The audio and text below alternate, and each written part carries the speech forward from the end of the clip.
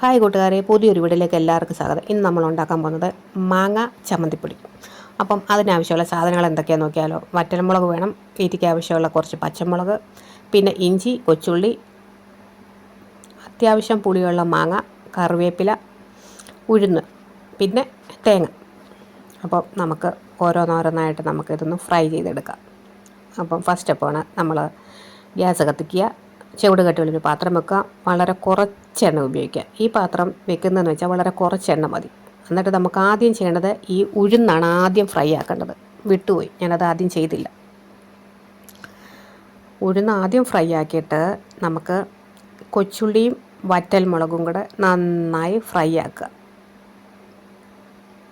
നന്നായിട്ടൊന്ന് ചൂടാകണം. നമ്മൾ ചുട്ടരച്ച ചമ്മന്തിയൊക്കെ അരയ്ക്കുമല്ലോ, അപ്പം ഇത് ഒന്ന് ഫ്രൈ ആക്കുന്നത് പോലൊക്കെ, ഒരുപാടങ്ങ് ഫ്രൈ ആകണ്ട, അതനുസരിച്ച്. പിന്നെ നമ്മൾ ഉഴുന്ന് ചേർക്കുന്നത് നന്നായിട്ട് ഫ്രൈ ആകണേ, നല്ല ബ്രൗൺ കളർ ആകണം, അല്ലെങ്കിൽ ഒരു പച്ചച്ചവ ചവയ്ക്കുമല്ലോ, അപ്പോൾ ഒരു ഇഷ്ടപ്പെടില്ല, ആർക്കും ഇഷ്ടപ്പെടത്തില്ല ആ ഒരു ടേസ്റ്റ്. എനിക്കിഷ്ടമല്ല.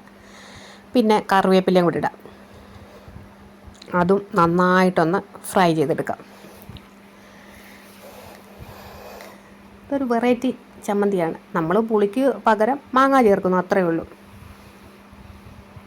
അപ്പം അത് നന്നായിട്ടൊന്ന് നമുക്കൊന്ന് ഫ്രൈ ചെയ്ത് എടുക്കാം.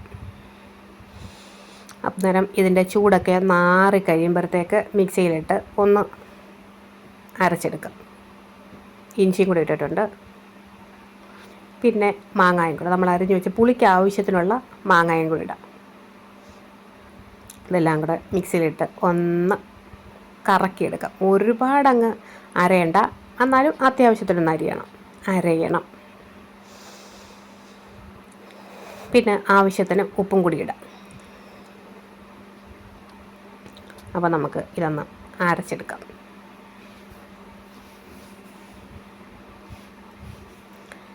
ഇത് തേങ്ങ ചേർക്കാതെ ഇങ്ങനെയാണെങ്കിലും നല്ലൊരു ടേസ്റ്റ് തോന്നി കേട്ടോ, എനിക്കിഷ്ടപ്പെട്ടു.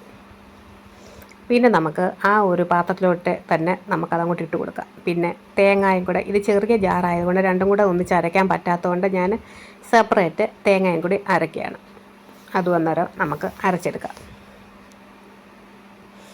അതും അരച്ചിട്ടുണ്ട്. അപ്പം ആ മിക്സിലേക്ക് നമുക്ക് ഇതും കൂടെ ഇട്ട് നന്നായിട്ടൊന്ന് ചെറിയ തീയിൽ ഒന്ന് ചമ്മന്തിപ്പൊടിയൊക്കെ എടുക്കുന്ന ആ ഒരു ഇതുണ്ടല്ലോ, അതിൻ്റെ വെള്ളമയമൊക്കെ ഒന്ന് വറ്റി നല്ല ഡ്രൈ ആക്കി എടുക്കണം. അപ്പം ഇനി എണ്ണയൊന്നും ഒഴിക്കേണ്ട കാര്യമില്ല, പിന്നെ അത് അവരവരുടെ ഇഷ്ടം. പിന്നെ നന്നായിട്ടൊന്ന് ഇളക്കി അതിൻ്റെ വെള്ളമയമൊക്കെ മാറി ഒരു ചമ്മന്തിപ്പൊടിയുടെ ആ ഒരു പരുവത്തിലേക്ക് നമുക്കാക്കിയെടുക്കാം. എരി വേണമെങ്കിൽ പിന്നെ എരി അടുപ്പി ശകലം കായപ്പൊടിയും കൂടി ഇട്ടാൽ നല്ല ടേസ്റ്റാണ്. ഞാൻ കായ വിട്ടില്ല, കാരണം ഇവിടെ കായം അത്രയ്ക്ക് അങ്ങോട്ട് ഇഷ്ടമല്ലാത്തതുകൊണ്ട് കായ വിട്ടില്ല. പിന്നെ ഉപ്പും എരിയും പുളിയും എല്ലാം ഒന്ന് ബാലൻസ് ആകാൻ വേണ്ടി ഒരു 1/4 സ്പൂൺ പഞ്ചസാര കൂടി ഇട്ടു. അതും കൂടി ഒന്ന് മിക്സാക്കി എടുക്കാം. അപ്പോൾ ചമ്മന്തിപ്പൊടി രണ്ട് റെഡി ആയിട്ടുണ്ട്. നിങ്ങളൊന്ന് ഒരു പ്രാവശ്യം ഉണ്ടാക്കി നോക്കണം. അപ്പോൾ നമുക്കിതിൻ്റെ ഒന്ന് ടേസ്റ്റ് നോക്കണ്ടേ. അപ്പം ഞാനിതിൻ്റെ ടേസ്റ്റ് നോക്കിയിട്ട് സത്യസന്ധമായിട്ടുള്ള മറുപടി ഞാൻ പറയുന്നതായിരിക്കും. 3, 2, 1.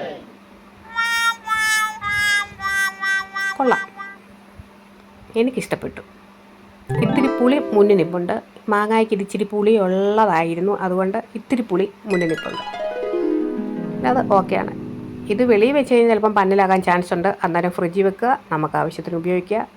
Tasty, very tasty. അപ്പം അടുത്ത വീഡിയോ ആയിട്ട് വീണ്ടും കാണാം. Thank you so much.